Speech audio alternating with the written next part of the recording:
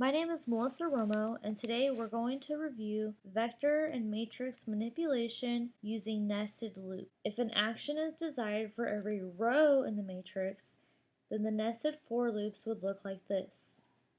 This is MATLAB's built-in size function, which will give us the number of rows and the number of columns in the matrix. Let's see how that works really quick. If we say row column equals the size of this matrix, let's see what that gives us. That gives us column equals 3 and row equals 2. So you can see this is row, that's what we're calling the variable, which there's 2 rows, and col, that's the variable that we've defined, and there's 3 columns. So the first for loop is going to be for the rows, because we're trying to change something in every row of the matrix, and the second for loop is through the columns. And then on the inside of the inner for loop, we can make changes to the matrix. If we're trying to make changes to every column in the matrix, then we switch the for loops. So the outer for loop is through the columns, and the inner for loop is through the rows. Let's go through this function, matrix column sum of a matrix, that finds the sum of every column in a matrix and returns a vector of the column sums. We begin by defining row as the number of rows in the matrix and col as the number of columns in the matrix. We also want to pre-allocate or initialize the vector vec_sum to the number of columns. So we will have vec_sum begin as a 0 vector with a length equal to the number of columns that exist in this matrix. Then we begin the for loops. We want to start by going through the columns. So we say I equals 1 through the number of columns. Once we're in a certain column, we want to initialize the column sum at 0.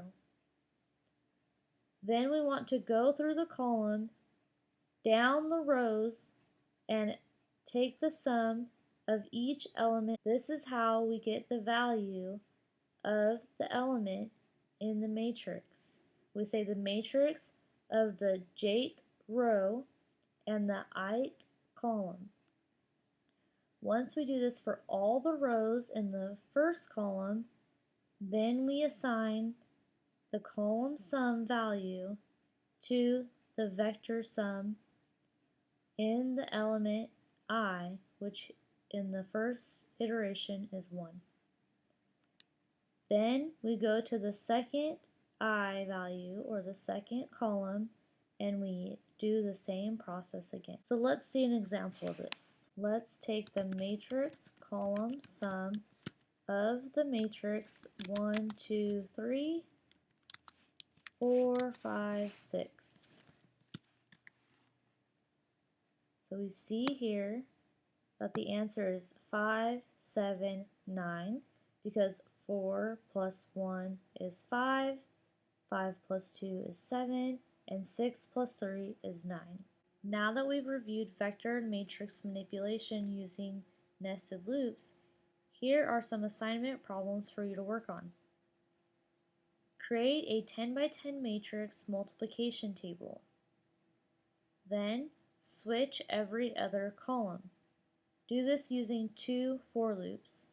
We want to switch columns 1 and 2, then columns 3 and 4, then columns 5 and 6, and so on. Then turn each diagonal element into the number 1, and each element 1 space left and 1 space right of the diagonal elements into a 0. You'll need nested loops and an if-else statement to do this.